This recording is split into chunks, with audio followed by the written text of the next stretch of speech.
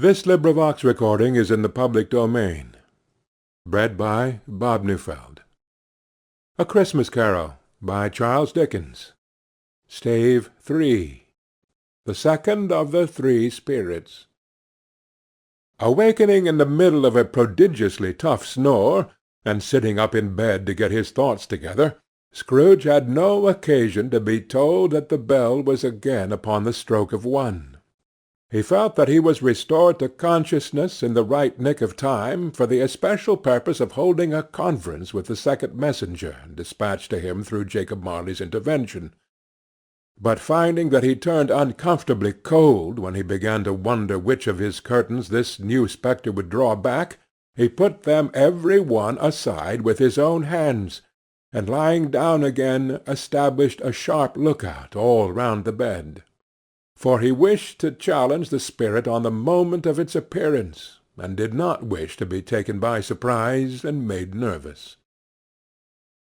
Gentlemen of the free and easy sort, who plume themselves on being acquainted with a move or two, and being usually equal to the time of day, express the wide range of their capacity for adventure by observing that they are good for anything from pitch and toss to manslaughter, between which opposite extremes no doubt there lies a tolerably wide and comprehensive range of subjects.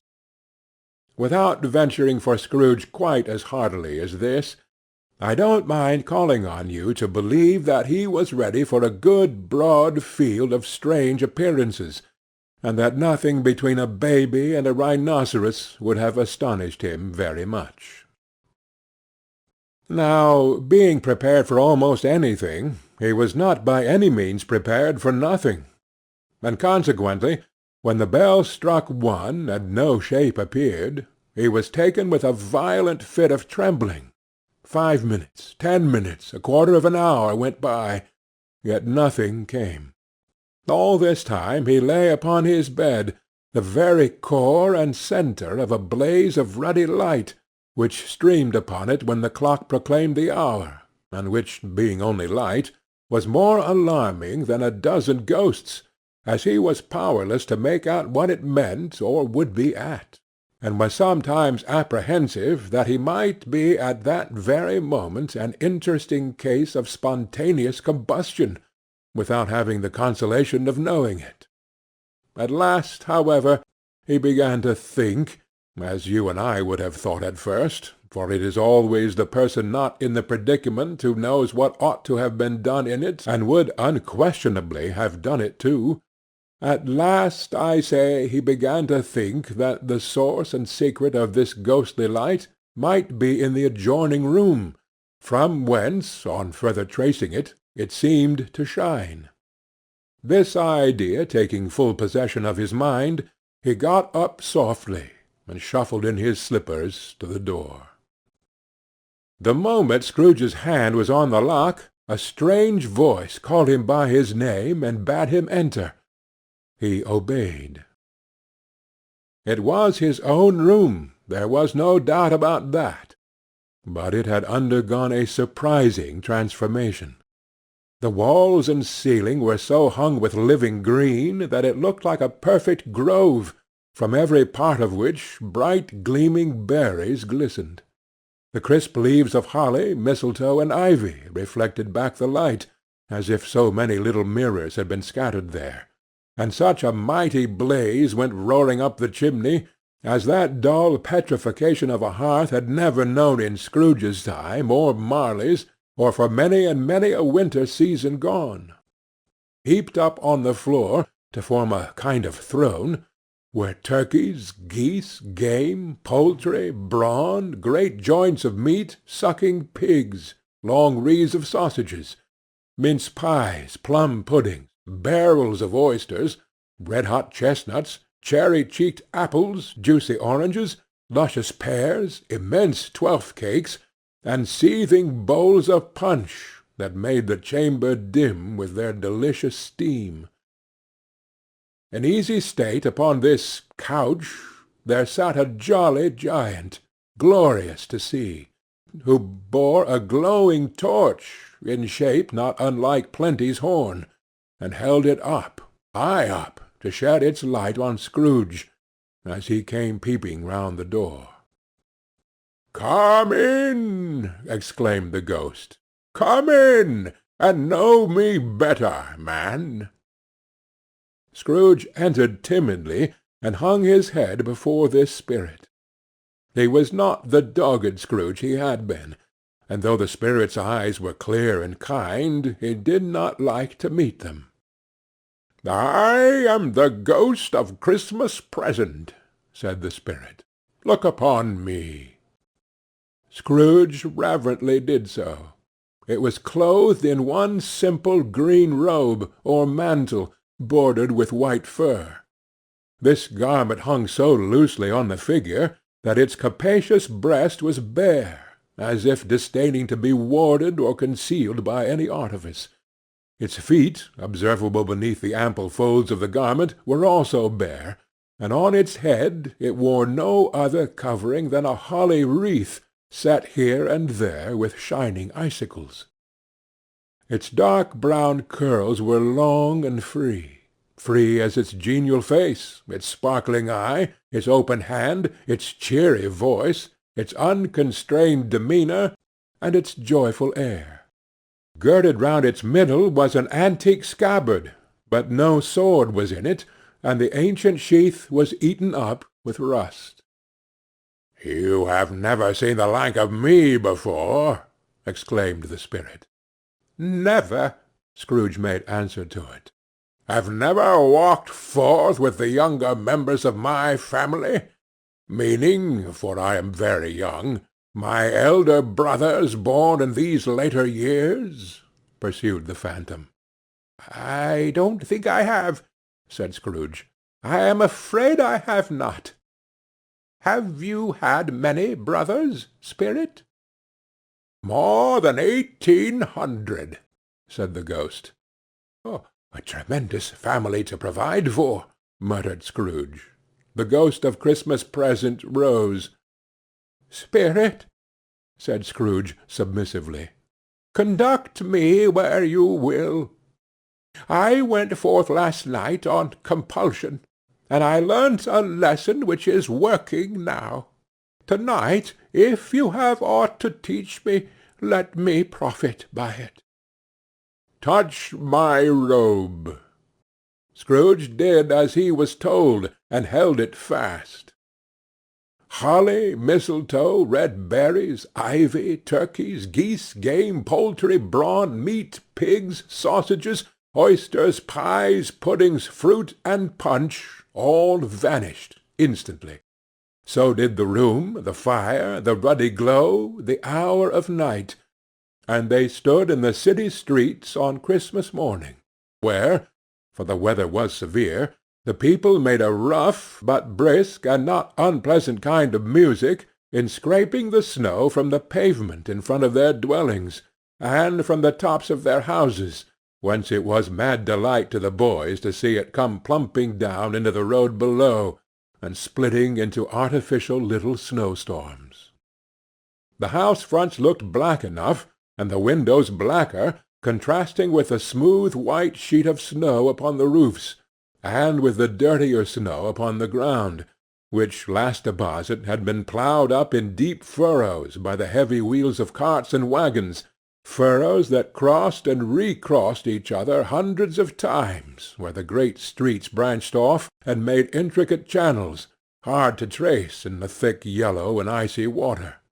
The sky was gloomy, and the shortest streets were choked up with a dingy mist, half thawed, half frozen, whose heavier particles descended in a shower of sooty atoms, as if all the chimneys in Great Britain had by one consent caught fire, and were blazing away to their dear hearts' content.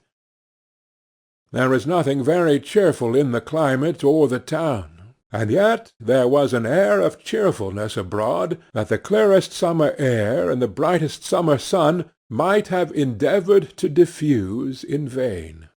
For the people who were shovelling away on the housetops were jovial and full of glee, calling out to one another from the parapets, and now and then exchanging a facetious snowball, better-natured missile far than many a wordy jest, laughing heartily if it went right, and not less heartily if it went wrong. The poulterers' shops were still half open, and the fruiterers were radiant in their glory. There were great round pot-bellied baskets of chestnuts, shaped like the waistcoats of jolly old gentlemen, lolling at the doors and tumbling out into the street in their apoplectic opulence. There were ruddy, brown-faced, broad-girthed Spanish onions, shining in the fatness of their growth like Spanish friars, and winking from their shelves in wanton slyness at the girls as they went by and glanced demurely at the hung-up mistletoe. There were pears and apples clustered high in blooming pyramids. There were bunches of grapes, made, in the shopkeeper's benevolence, to dangle from conspicuous hooks, that people's mouths might water gratis as they passed. There were piles of filberts, mossy and brown, recalling, in their fragrance, ancient walks among the woods, and pleasant shufflings ankle-deep through withered leaves. There were Norfolk biffins, squat and swarthy, setting off the yellow of the oranges and lemons, and in the great compactness of their juicy persons, urgently entreating and beseeching to be carried home in paper bags and eaten after dinner. The very gold and silver fish set forth among these choice fruits in a bowl, though members of a dull and stagnant-blooded race, appeared to know that there was something going on, and to a fish went gasping round and round their little world in slow and passionless excitement. The grocers! Oh, the grocers! Nearly closed, with perhaps 2 shutters down, or 1, but through these gaps such glimpses! It was not alone that the scales descending on the counter made a merry sound, or that the twine and roller parted company so briskly, or that the canisters were rattled up and down like juggling tricks, or even that the blended scents of tea and coffee were so grateful to the nose, or even that the raisins were so plentiful and rare, the almonds so extremely white, the sticks of cinnamon so long and straight, the other spices so delicious, the candied fruits so caked and spotted with molten sugar, as to make the coldest lookers-on feel faint, and subsequently bilious.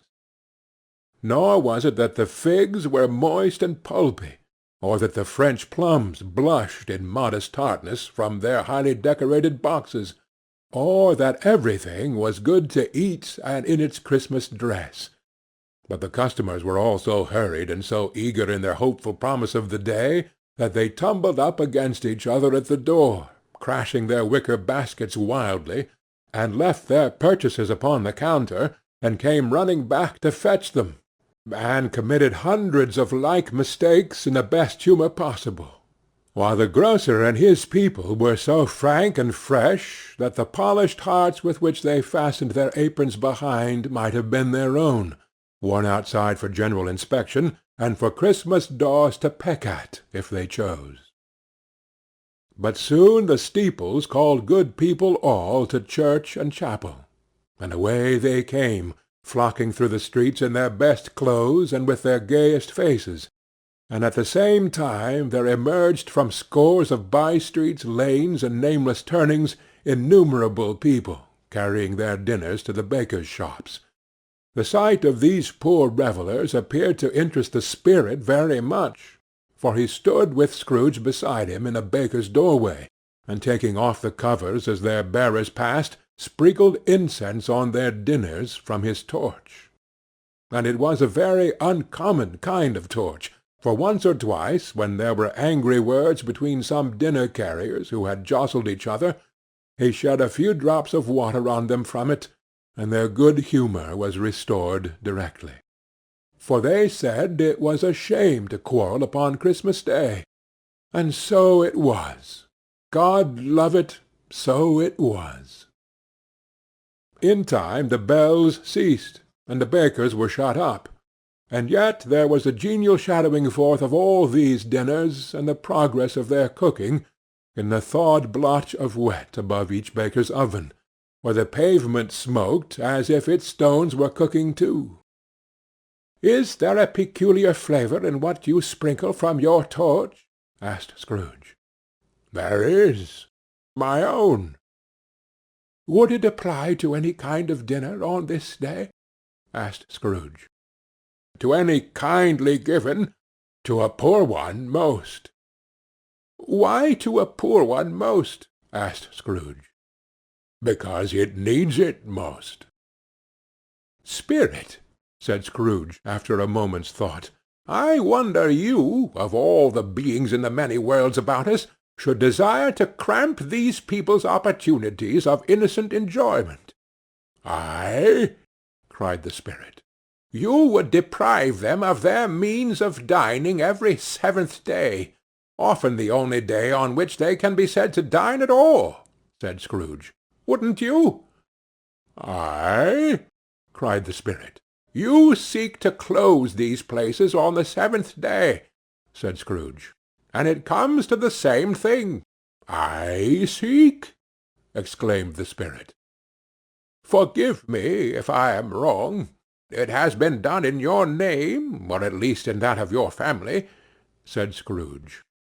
"There are some upon this earth of yours," returned the spirit, "who lay claim to know us, and who do their deeds of passion, pride, ill-will, hatred, envy, bigotry, and selfishness in our name, who are as strange to us and all our kith and kin as if they had never lived. Remember that, and charge their doings on themselves, not us." Scrooge promised that he would, and they went on, invisible as they had been before, into the suburbs of the town.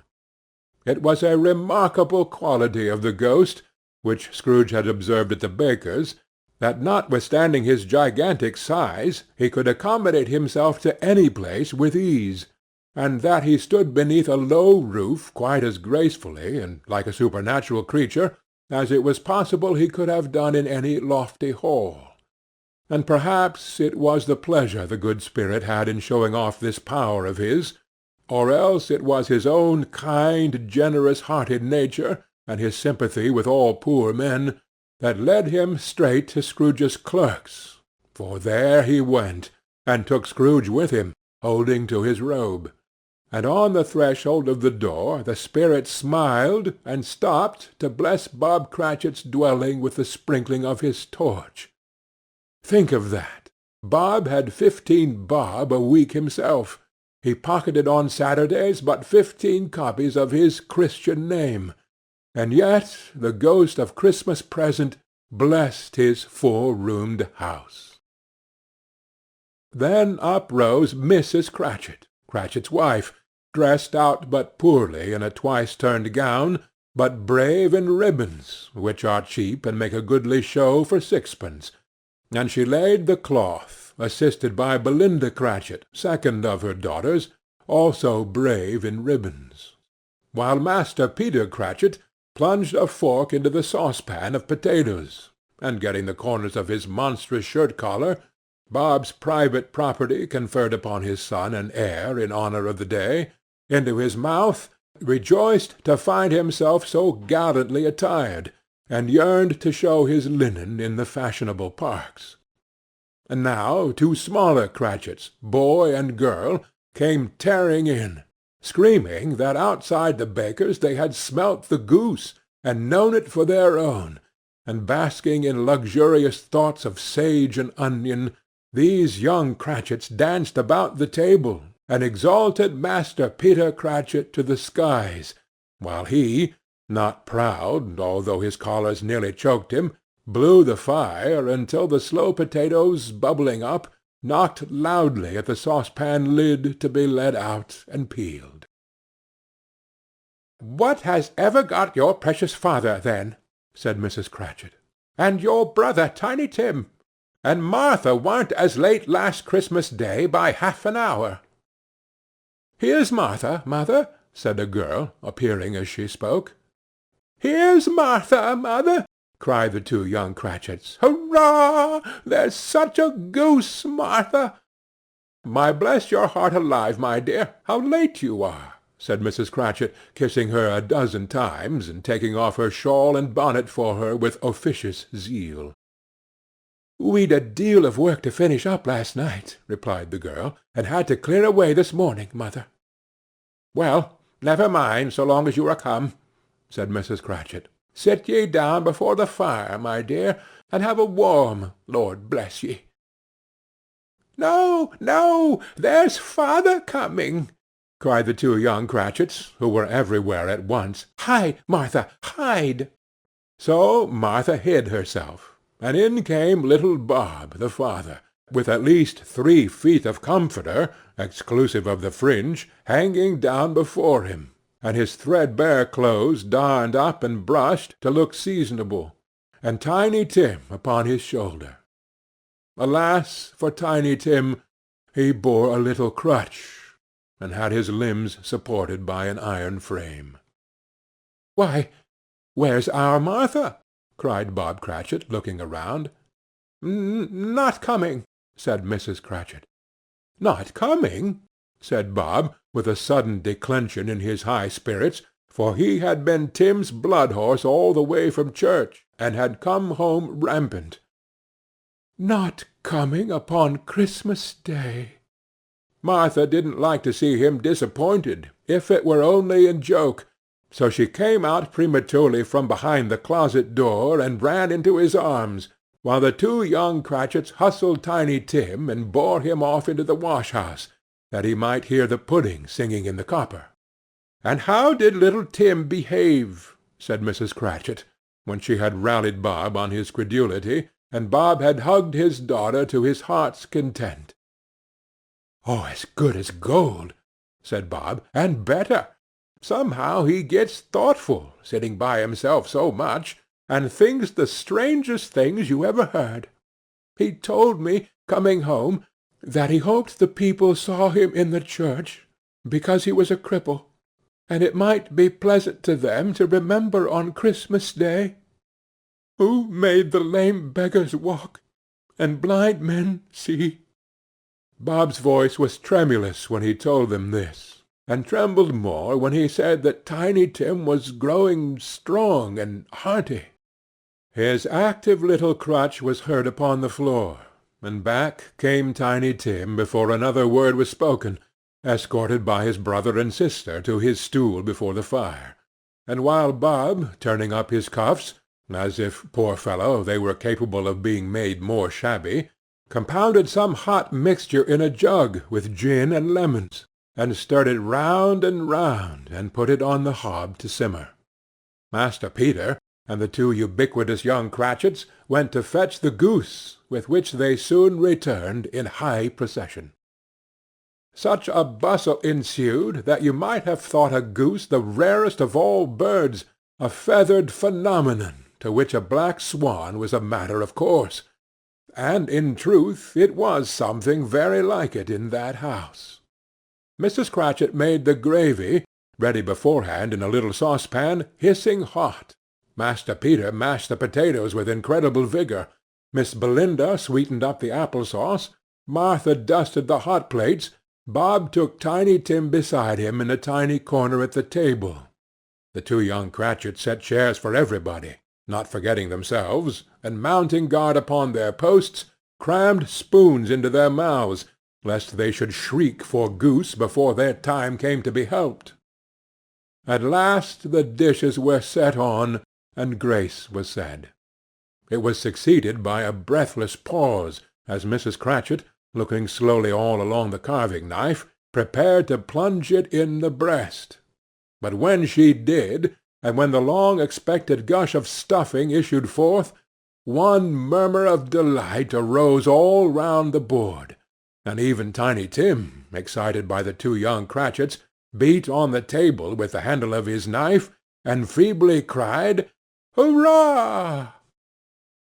There was never such a goose. Bob said he didn't believe there ever was such a goose cooked. Its tenderness and flavour, size and cheapness, were the themes of universal admiration. Eked out by apple-sauce and mashed potatoes, it was a sufficient dinner for the whole family. Indeed, as Mrs. Cratchit said with great delight, surveying one small atom of a bone upon the dish. They hadn't ate it all at last. Yet every one had had enough, and the youngest Cratchits in particular were steeped in sage and onion to the eyebrows. But now, the plates being changed by Miss Belinda, Mrs. Cratchit left the room alone, too nervous to bear witnesses, to take the pudding up and bring it in. Suppose it should not be done enough? Suppose it should break in turning out? Suppose somebody should have got over the wall of the back-yard and stolen it, while they were merry with the goose, a supposition at which the two young Cratchits became livid. All sorts of horrors were supposed. Hullo! A great deal of steam. The pudding was out of the copper.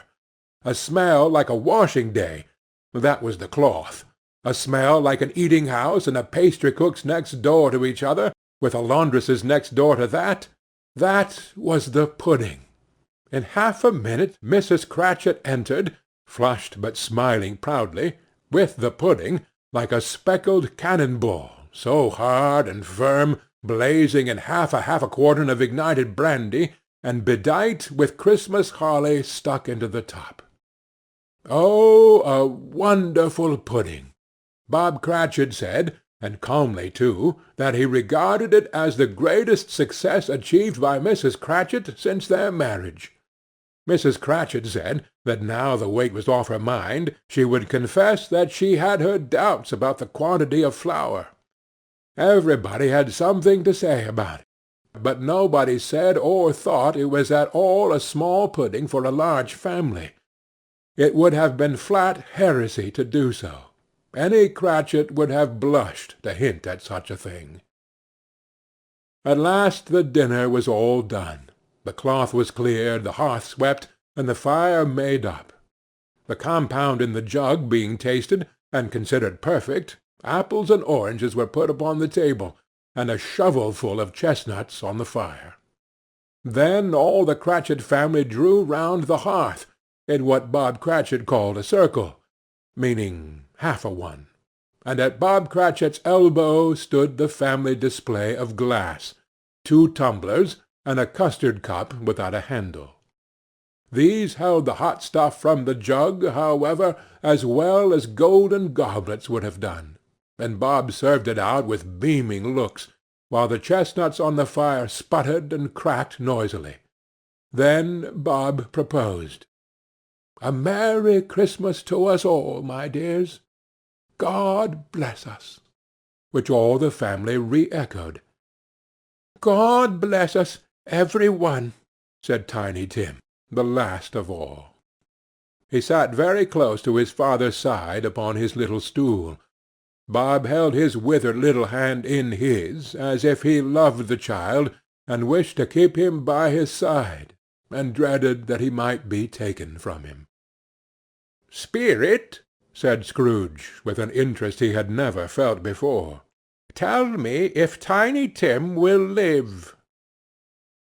"I see a vacant seat," replied the ghost, "in the poor chimney-corner, and a crutch without an owner, carefully preserved. If these shadows remain unaltered by the future, the child will die." "No, no," said Scrooge. "Oh, no, kind spirit! Say he will be spared." "If these shadows remain unaltered by the future, another of my race," returned the ghost, "will find him here. What then? If he be like to die, he had better do it, and decrease the surplus population." Scrooge hung his head to hear his own words quoted by the spirit, and was overcome with penitence and grief.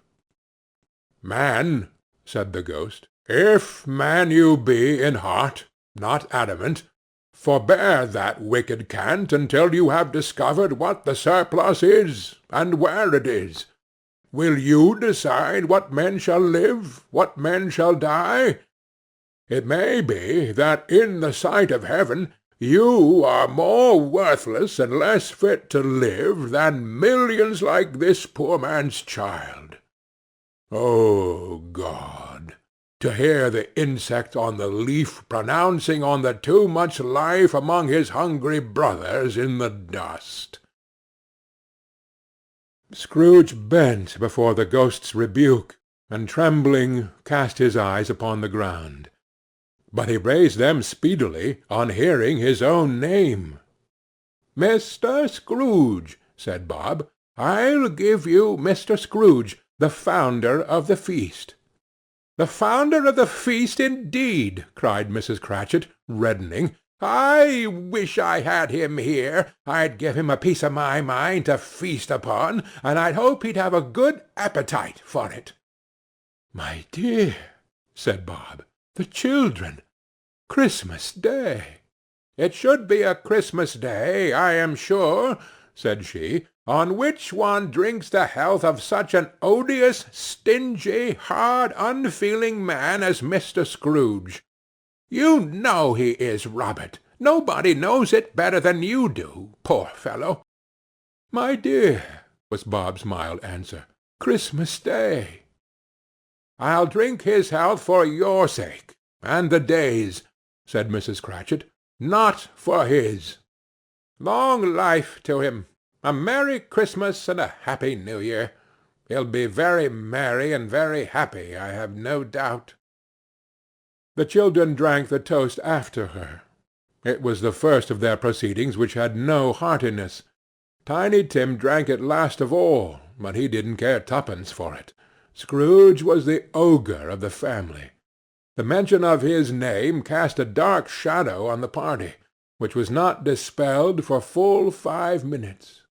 After it had passed away, they were 10 times merrier than before, from the mere relief of Scrooge the Baleful being done with.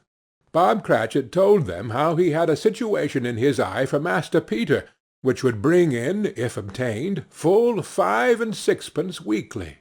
The 2 young Cratchits laughed tremendously at the idea of Peter's being a man of business, and Peter himself looked thoughtfully at the fire from between his collars, as if he were deliberating what particular investments he should favour when he came into the receipt of that bewildering income.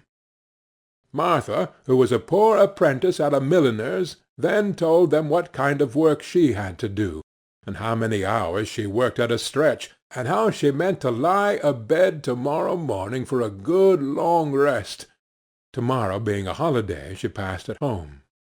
Also, how she had seen a countess and a lord some days before, and how the lord was much about as tall as Peter, at which Peter pulled up his collar so high that you couldn't have seen his head if you had been there.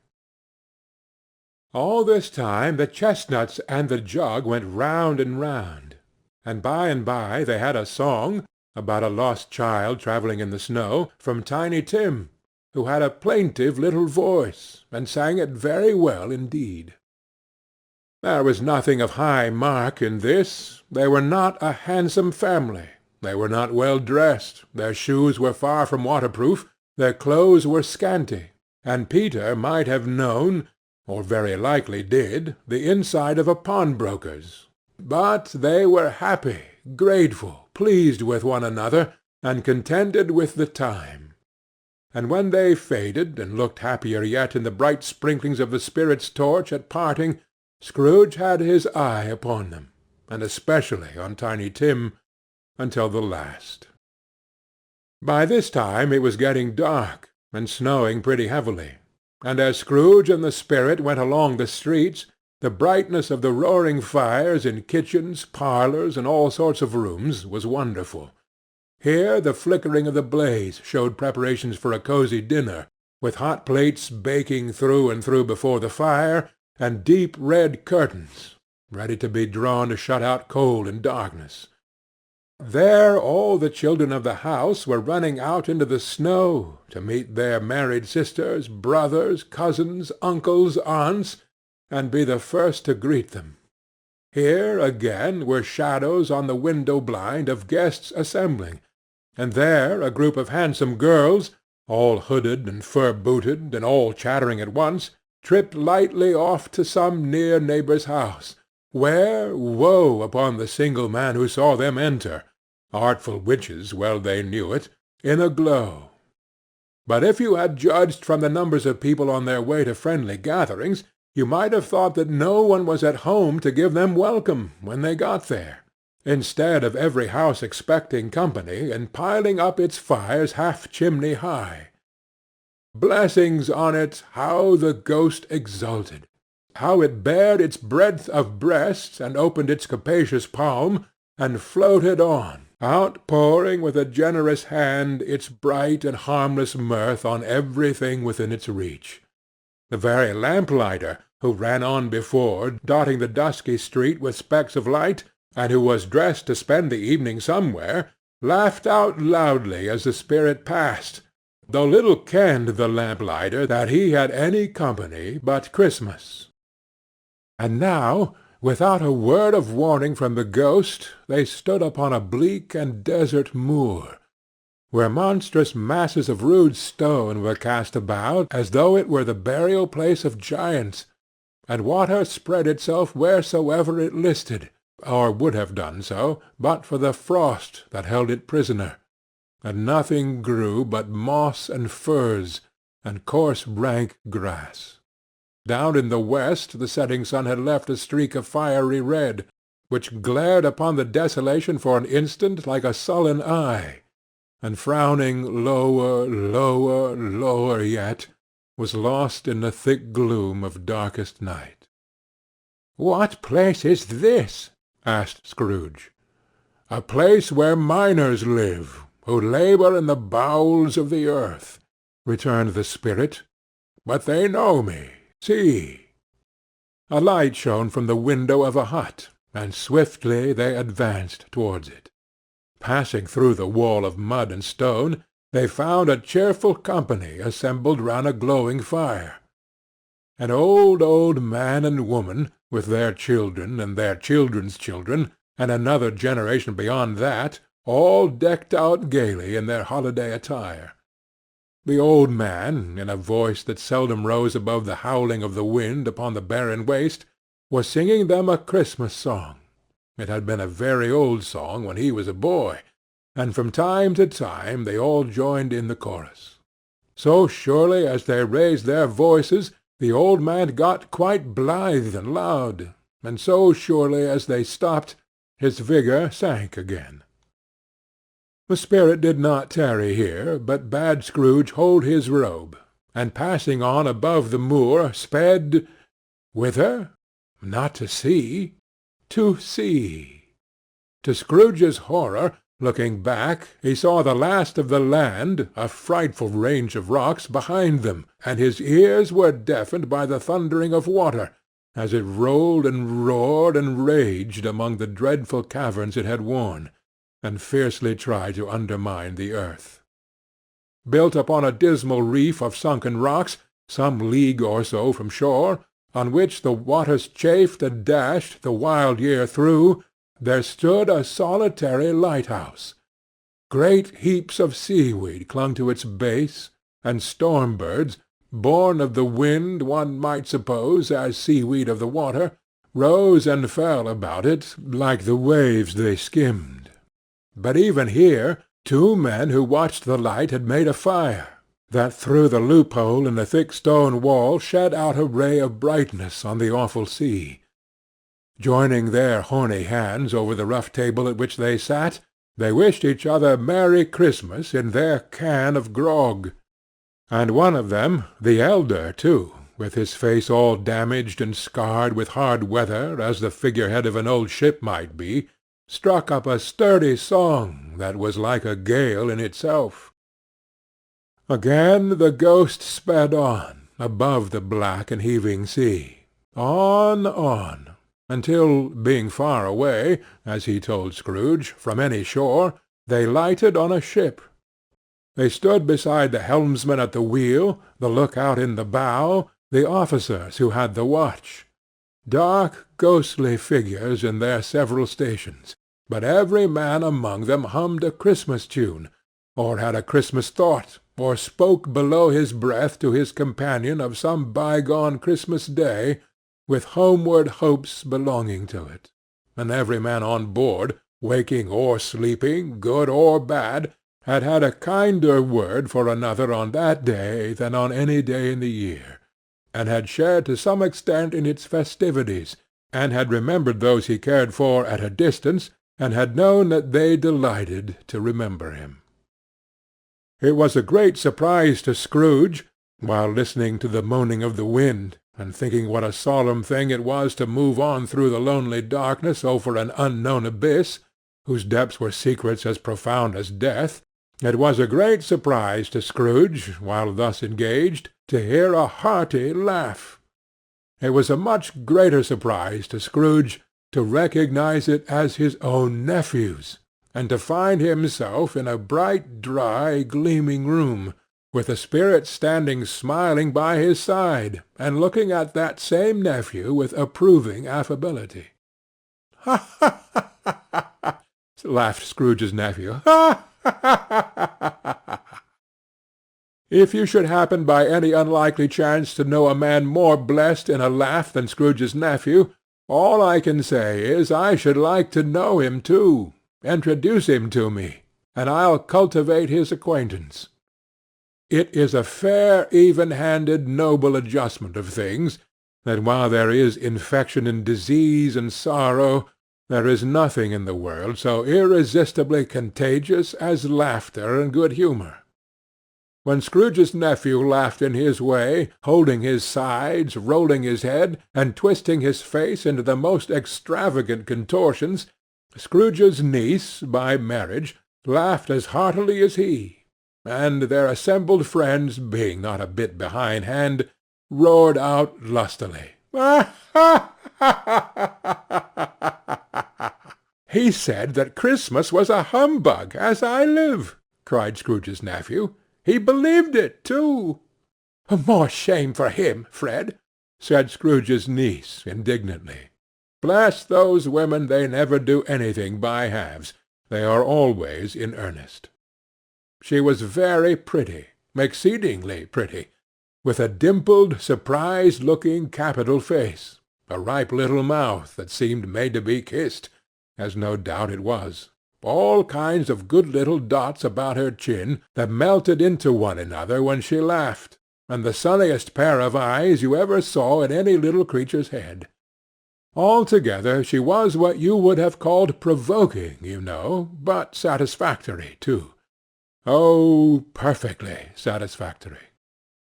"He's a comical old fellow," said Scrooge's nephew. "That's the truth, and not so pleasant as he might be. However, his offences carry their own punishment, and I have nothing to say against him." "I'm sure he's very rich, Fred," hinted Scrooge's niece. "At least you always tell me so." "What of that, my dear?" said Scrooge's nephew. "His wealth is of no use to him. He don't do any good with it. He don't make himself comfortable with it. He hasn't the satisfaction of thinking that he is ever going to benefit us with it." "I have no patience with him," observed Scrooge's niece. Scrooge's niece's sisters, and all the other ladies, expressed the same opinion. "Oh, I have," said Scrooge's nephew. "I am sorry for him. I couldn't be angry with him if I tried. Who suffers by his ill whims? Himself, always. Here he takes it into his head to dislike us, and he won't come and dine with us. What's the consequence? He don't lose much of a dinner." "Indeed, I think he loses a very good dinner," interrupted Scrooge's niece. Everybody else said the same, and they must be allowed to have been competent judges, because they had just had dinner, and, with the dessert upon the table, were clustered round the fire by lamplight.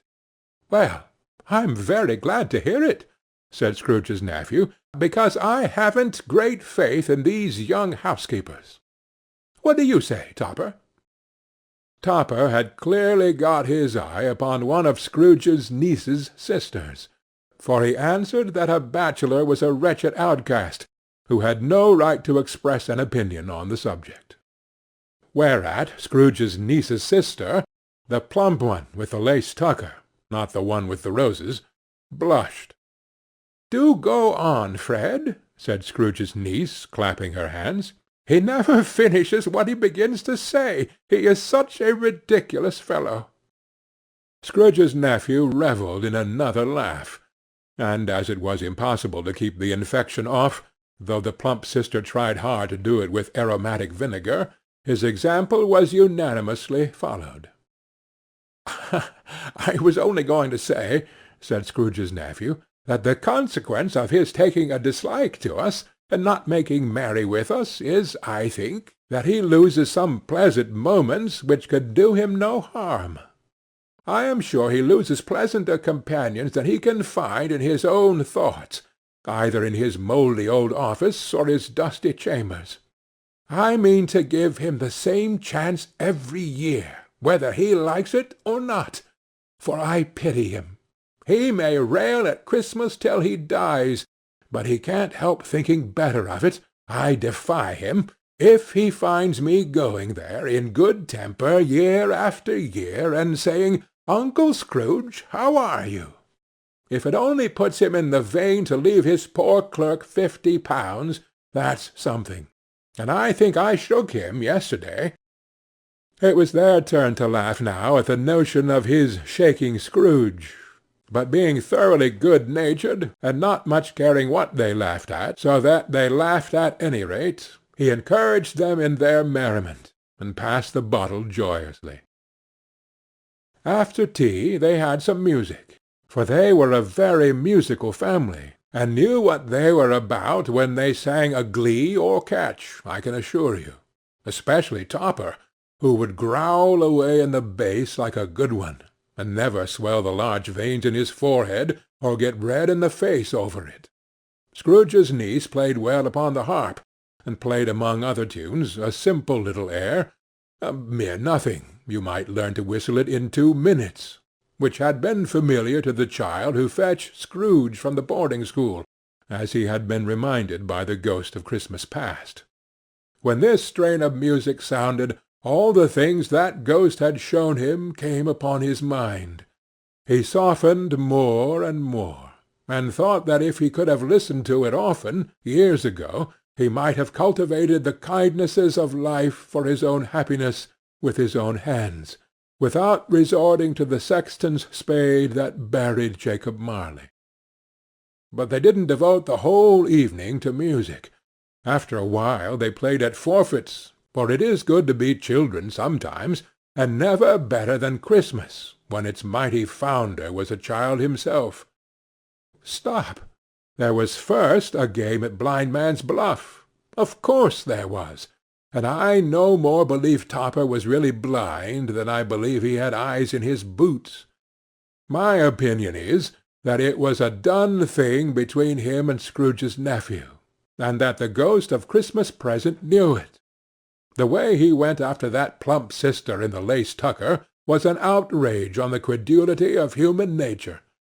Knocking down the fire-irons, tumbling over the chairs, bumping against the piano, smothering himself among the curtains, wherever she went, there went he.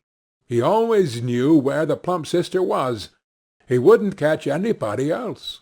If you had fallen up against him, as some of them did, on purpose, he would have made a feint of endeavouring to seize you, which would have been an affront to your understanding, and would instantly have sidled off in the direction of the plump sister. She often cried out that it wasn't fair, and it really was not. But when at last he caught her, when, in spite of all her silken rustlings and her rapid flutterings past him, he got her into a corner whence there was no escape, then his conduct was the most execrable. For his pretending not to know her, his pretending that it was necessary to touch her head-dress, and further to assure himself of her identity by pressing a certain ring upon her finger, and a certain chain about her neck, was vile, monstrous. No doubt she told him her opinion of it, when, another blind man being in office, they were so very confidential together, behind the curtains. Scrooge's niece was not one of the blind man's buff party, but was made comfortable with a large chair and a footstool in a snug corner, where the ghost and Scrooge were close behind her. But she joined in the forfeits, and loved her love to admiration with all the letters of the alphabet. Likewise, at the game of How, When, and Where, she was very great, and to the secret joy of Scrooge's nephew, beat her sisters hollow, though they were sharp girls too, as Topper could have told you. There might have been 20 people there, young and old, but they all played, and so did Scrooge, for wholly forgetting in the interest he had in what was going on that his voice made no sound in their ears, he sometimes came out with his guess quite loud, and very often guessed quite right too, for the sharpest needle, best Whitechapel, warranted not to cut in the eye, was not sharper than Scrooge, blunt as he took it in his head to be. The ghost was greatly pleased to find him in this mood, and looked upon him with such favour that he begged like a boy to be allowed to stay until the guests departed.